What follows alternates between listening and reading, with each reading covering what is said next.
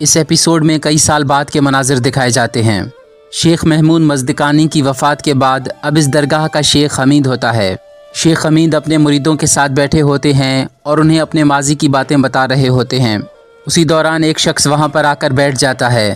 شیخ انہیں خوش آمدید کہتے ہیں اور پھر وہ شخص کہتا ہے، میرا نام نعمان ہے، میں انقرہ سے آیا ہوں۔ آپ کا نام وہاں بہت احترام سے لیا جاتا ہے۔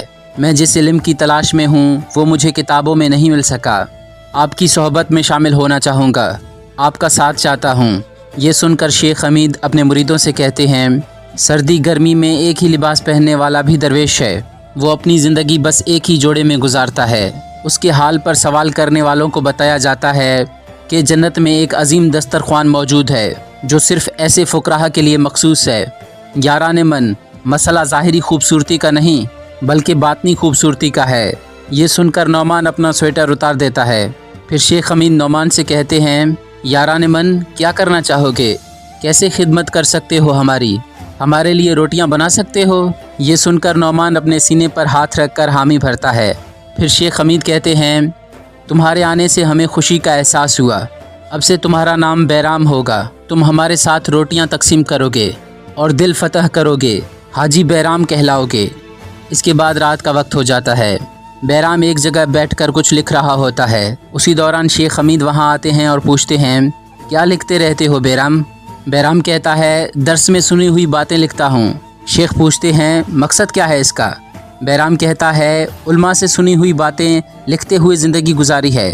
ان سے جو بات بھی سنی اسے اپنے بیاض میں لکھ لیا۔ بیاض کی لکھی ہوئی باتوں میں اپنے سوال کے جواب تلاش کرتا ہوں۔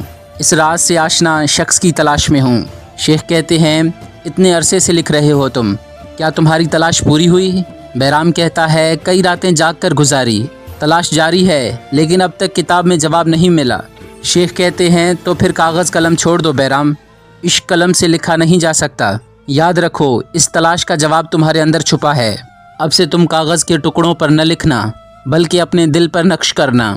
بیرام کہتا ہے، پیر و مرشد، کیا یہ علم، یہ تلاش بے فائدہ ہے؟ شیخ کہتے ہیں، ایسا نہیں ہے یارم، علم کی راہ میں اٹھایا گیا کوئی قدم ضائع نہیں جاتا۔ تم نے اب تک جو سیکھا ہے وہ علم کی راہ میں تمہاری بہت مدد کرے گا۔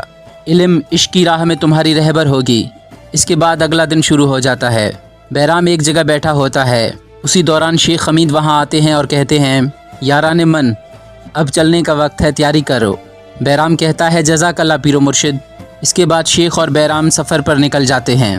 وہ برفیلی پہاڑوں سے گزرتے ہوئے سرسبز علاقوں میں پہنچ جاتے ہیں اور کئی روز سفر کرنے کے بعد وہ برسا شہر پہنچ جاتے ہیں۔ پھر وہ ایک جگہ آتے ہیں جہاں تندور بنی ہوئی ہوتی ہے۔ شیخ بیرام سے کہتے ہیں، کچھ لکڑیاں اکٹھے کرو، آتش جلاتے ہیں۔ پھر بیرام لکڑیاں اکٹھے کرنے لگتا ہے اور شیخ تندور کی صفائی کرنے لگتے ہیں۔ اس کے بعد وہ روٹیاں اٹھا کر بازار میں آ جاتے ہیں۔ اس کے بعد وہ ایک جگہ روٹیاں رکھ کر کہنے لگتے ہیں، مومنوں کے لیے روٹیاں لائے ہیں، مومنوں آ جاؤ۔ یہ سنتے ہی لوگ وہاں جمع ہو جاتے ہیں اور روٹیاں لینے لگتے ہیں۔ وہیں موجود ایک شخص انہیں غور سے دیکھ رہا ہوتا ہے۔ اسی دوران وہاں پر ایک دیوانہ شخص آتا ہے اور کہتا ہے، روٹیاں مومنوں کے لیے، سو منجو بابا آئے، روٹیاں لائے، سب جی بھر کر کھاؤ۔ شیخ حمید کہتے ہیں، خوش آمدید بیٹا، روٹی لینا چاہو گے؟ لے لو، شرماؤ نہیں۔ پھر وہ دیوانہ شخص روٹی لیتا ہے اور خوش ہو جاتا ہے اور بار بار اس روٹی کو چومنے لگتا ہے اور آخر میں وہاں سے چلا جاتا ہے۔ اس کے بعد شیخ اور بیرام روٹیاں تیار کر رہے ہوتے ہیں۔ اسی دوران وہ شخص وہاں پر پہنچ جاتا ہے جو بازار میں انہیں شک کی نگاہ سے دیکھ رہا تھا۔ وہ سلام کرنے کے بعد کہتا ہے، ہم کھانا پکنے کے لیے تندور میں رکھنا چاہتے ہیں، رکھ سکتے ہیں نا؟ شیخ کہتے ہیں، بیٹا، ہمارے ہاتھ اٹے ہوئے ہیں، آؤ اپنے ہاتھوں سے رکھ دو، آ جاؤ۔ پھر وہ اپنے ایک غلام کے ہاتھ سے برتن لیتا ہے اور تندور کے قریب آتا ہے۔ جب وہ قریب آتا ہے تو دیکھتا ہے کہ تندور میں آگ نہیں ہوتی۔ یہ دیکھ کر وہ کچھ کہنے لگتا ہے لیکن شیخ اس کی بات کاٹ کر کہتے ہیں، رکھ دو بیٹا، تھوڑا ٹھہرو، ابھی پک جائے گا۔ پھر وہ شخص پیچھے آ کر کھڑا ہو جاتا ہے اور شیخ تندور میں ایک روٹی لگاتے ہیں۔ اسی دوران ایک بچی وہاں پر آ کر کہنے لگتی ہے، سمنجو بابا، گرم روٹی مل جائے گی؟ شیخ کہتے ہیں، تم مانگو اور نہ ملے؟ ملے گی، بالکل ملے گی۔ پھر وہ تندور سے ایک روٹی نکال کر بچی کو دینے لگتے ہیں اور کہتے ہیں، روٹی گرم ہے، ہاتھ نہ جلا لینا۔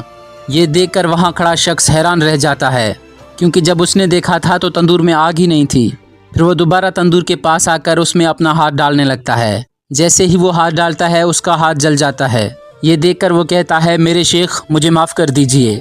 ऐसा कैसे, तंदूर में तो आग ही नहीं जल रही। आफंदी हज़रत, ये मेरा कसूर है, मैं आपकी अज़मत पहचान नहीं सका।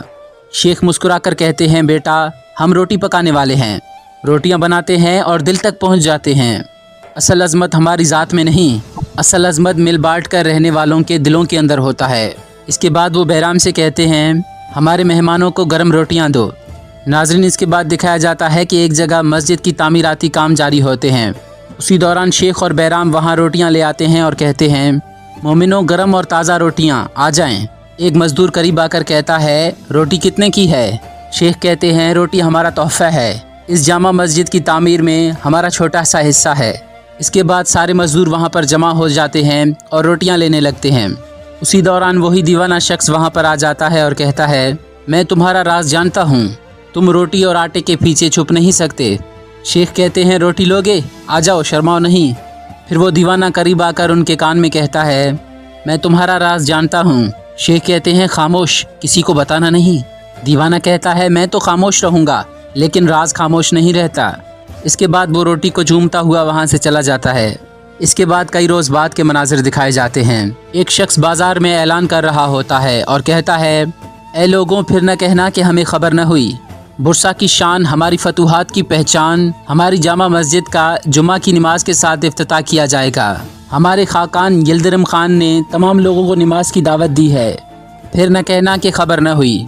इसके बाद सब लोग नमाज जुमा के लिए मस्जिद में जमा होते हैं। इसी दौरान यिल्दिरिम खान मस्जिद में दाखिल होते हैं और कहने लगते हैं, खुदा का शुक्र है, आज बुरसा शहर के जामा मस्जिद का इफ्तिताह हो रहा है। हमारी रियासत और मिल्लत के लिए खैर साबित हो, हमारी दुआएं कबूल हों। सब कहते हैं आमीन। यिल्दिरिम खान कहते हैं, इस नीली गुंबद के नीचे हम अपनी मिल्लत और इत्तेहाद के लिए दुआएं करेंगे। अल्लाह हम पर रहम फरमाए और हमें माफ़ फरमाए। हमारे अश्क हमारी दुआओं के ज़रिए अर्श तक पहुँचें और कबूल हों। फिर वो बिस्मिल्लाह कहकर आगे बढ़ जाते हैं। इसके बाद मस्जिद में अज़ान दी जाती है। नाज़रीन मोहतरम, यहाँ पर यह एपिसोड ख़त्म हो जाती है। अगर आपको हमारी वीडियो अच्छी लगी तो हमारे चैनल को सब्सक्राइब करें, हमारी वीडियो को लाइक करें और कमेंट बॉक्स में अपनी राय का इजहार ज़रूर करें।